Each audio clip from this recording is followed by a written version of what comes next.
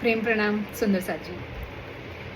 खूब महबूब की आसक प्यास ले। દીનદયાલ ગુરુજીએ ખૂબ જ સુંદર વાણીના પ્રકરણના દ્વારા ઇન્દ્રાવતી સખીના ભાવ પ્રસ્તુત કર્યા.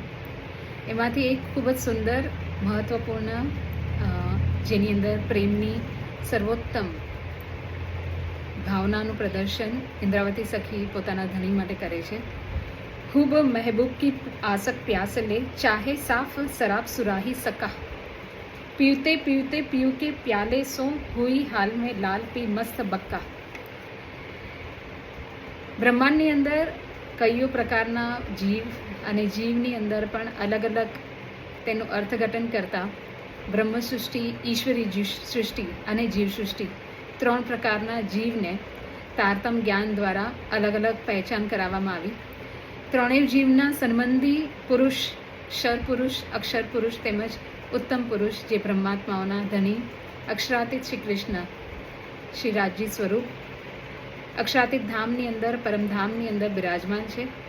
પરમધામમાં રંગમહલની અંદર મૂલ મિલાવાની અંદર બેસી અને બ્રહ્માત્માઓને ખેલ દેખાડી રહ્યા છે.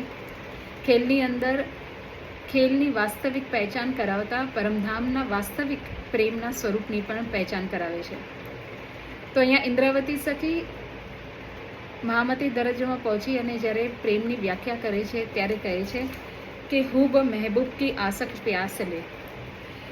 સંસારની અંદર અક્ષરાતીત ધામથી આવનાર મારા પ્રાણ સંબંધી પ્રિયતમ બ્રહ્માત્માઓ જેટલી પણ સખીઓ છે તે પ્રાણ પ્યારા પ્રિયતમના પ્રેમની સંપૂર્ણ પ્યાસી છે. હંમેશા તેમને ધણીનો પ્રેમ તેમના સુખ અને આનંદની અંદર જ ઓતપ્રોત રહેવું છે. અત શ્રી તારતમ જ્ઞાન દ્વારા ધામધણીના સાથની પૂર્વ જાણકારી તેઓને થતાં જ એટલે કે બ્રહ્માત્માઓને પોતાના મૂળ સંબંધ ધણીની સાથે છે, પોતાની પરાતમ મૂળ મિલાવાની અંદર બિરાજમાન છે. આ સંબંધની પહેચાન થતાં જ તે ધણીના એટલે કે અક્ષરાતીત શ્રી કૃષ્ણના હાથોના દ્વારા સ્વચ્છ, પવિત્ર, અછૂત પ્રેમના શરાબનું એટલે કે મદિરાનું પાન કરે છે અને ખૂબ જ ઈચ્છુક થઈ ગઈ છે, કારણ કે બધી રીતથી જ તેઓ અહીંયા આગળ ખેલ પણ જોઈ રહ્યા છે અને ધામધણીનો પ્રેમનો પણ અનુભવ કરી રહ્યા છે. એટલું જ નહીં, અહીંયા આગળ પ્રત્યક્ષ રૂપમાં ધામધણીનું આસ્વાદન કરવા ચાહે છે, પ્રેમરૂપી મદિરા પીવા ચાહે છે અને નિજ ધણીના હાથથી વારંવાર આ પ્રેમરૂપી મદિરાનું પાન કરતાં કરતાં તે પ્રેમ વિભોર થઈ જાય છે અને પ્રેમની મસ્તીમાં પરિણિત થઈ જાય છે. અને આવી બ્રહ્માત્માઓ આ સંસારની અંદર પંચભૌતિક શરીરના દ્વારા જ વાસ્તવિક પ્રેમના નશામાં ધણીની સાથેના ખુમારની અંદર પ્રેમ રૂપમાં રંગાઈ ગઈ છે. તો ધામની એ બ્રહ્માત્મા ધણીના પ્રત્યક્ષ પ્રેમનું આસ્વાદન કરી રહી છે, માણી રહી છે, લજ્જત લઈ રહી છે, પ્રેમોન્મત્ત બની રહી છે. તો ઇન્દ્રાવતી સખી આપણને એમના ભાવનાઓનું પ્રદર્શન કરતા કહે છે કે જ્યારે સદગુરુ સ્વરૂપના રૂપમાં તારતમ જ્ઞાનની પહેચાનના દ્વારા ધામધણીની પહેચાન થાય છે ત્યારે આ હાલ દશામાં પહોંચે છે કે એક એક સમય ધણીના પ્રેમની અંદર જ રંગાઈ જવાનું ઈચ્છા થાય છે. દિલ પરસ સરસ ભયો અરસ ઇલાહી, દો ચુબ રહે દિલ સો દિલ મિલ, ન્યારી ના હોય પ્યારી આપ મારી, ચલ વિચલ ના હોય વાહિદત અસલ. પ્રિયતમ પરમાત્માના શ્રી રાજ્યના મધુર પ્રેમના સ્પર્શ માત્રથી જ બ્રહ્માંગનાઓના જે અંગ છે તે પ્રિયતમના ધામ બની ગયા છે. હૃદયધામની અંદર પ્રિયતમ બિરાજમાન થઈ ગયા છે બ્રહ્માત્માઓના, જેનાથી સખીઓના દિલ પ્રિયતમના દિલની સાથે મળીને એકાકાર થઈ ગયા છે અને જે સ્વરૂપ પરમધામની અંદર મૂળની અંદર જ હતું એટલે કે હક હમ્મે હમ હક મેં, ધણી અને ધનિયાની, બ્રહ્માત્મા અને ધણીના વચ્ચે કોઈ પણ ભેદભાવ ન હતો, કોઈ પણ તફાવત ન હતો, બંને અરસપરસ્પર હતા મૂળ પરમધામની અંદર.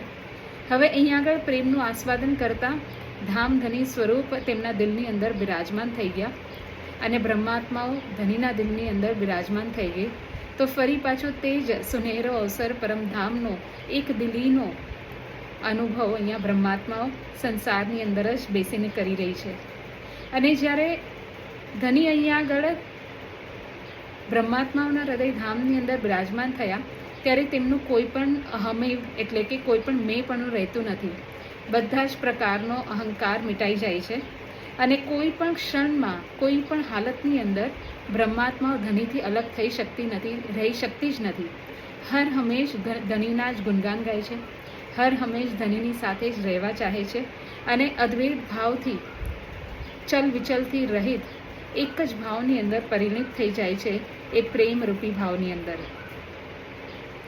લગી સો લગી આતમ અંદર લગી, યો અંતર આતમ જગી જુદી ન હોય, સરભર ભઈ પર આતમ યો કર, યો તેહે દિલી મિલી છોડ શકે ન કોઈ. લગી લગી સો લગી આતમ અંતર લગી. જાગનીના બ્રહ્માંડની અંદર પરમધામમાંથી અક્ષરાતીત પ્રિયતમ ધામધનીની બ્રહ્માત્માઓ ને જે પ્રેમની લગન લાગી છે ધામધનીના માટે, હવે તે લગન તો અંતરાત્મા સુધી ગહેરાઈની અંદર પહોંચી જવાથી જે સુસુપ્ત અવસ્થામાં હતી, જે જાગ્રત અવસ્થામાં ન હતી, અર્ધ સ્વપ્ન અર્ધ જાગ્રતની અંદર હતી, તે હવે પૂર્ણ રીતે જાગ્રત થઈ ગઈ અને હવે તો ધામધનીથી એક ક્ષણ પણ અલગ નથી રહી શકતી.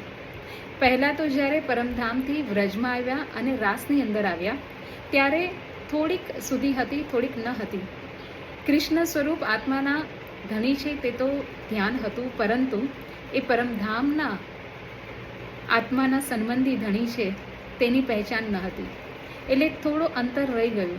પરંતુ અહીંયા જાગનીના બ્રહ્માંડની અંદર તો ધામધણીએ તારતમ જ્ઞાનના દ્વારા એ પણ અંતર મિટાવી દીધું અને પરમધામની જ વાસ્તવિક સંબંધની પહેચાન કરાવી અને તે વાસ્તવિક પહેચાનની સાથે જ બ્રહ્માત્માઓ પ્રેમ વિભોર થઈ ગઈ. તેમના અંતસ્કરણ જે સુસુપ્તિ અવસ્થામાં હતા તે હવે પૂર્ણ રીતે જાગૃત થઈ ગયા. તો હવે જાગૃત અવસ્થાની અંદર એવી રીતે સુરતા સ્થિર થઈ ગઈ ધનીના હૃદયધામની અંદર, ધનીના મન મસ્તિષ્કની અંદર, કે હવે કોઈ પણ પ્રકારથી ધનીને છોડી શકતી જ નથી અને ક્યારેય પણ છૂટશે જ નહીં. મહામત દમ કદમ ન છૂટે ઇન ખસમ કે, હુઆ મોહલ માસુક કા મેરે દિલ માહી, એક અવ્વલ બીચ આઈ સો એક હુઈ, આખર એક કા એક મોહલ બીચ ઓર નાહી. મહામત દમ કદમ ન છૂટે ઇન ખસમ કે, આ રીતે મહામતી શ્રી પ્રાણનાથજી કહી રહ્યા છે કે પરમધામની અંદર આપણે એક જ સ્વરૂપની અંદર અદ્વૈત ભાવની અંદર સૃષ્ટિના પહેલાં હતા.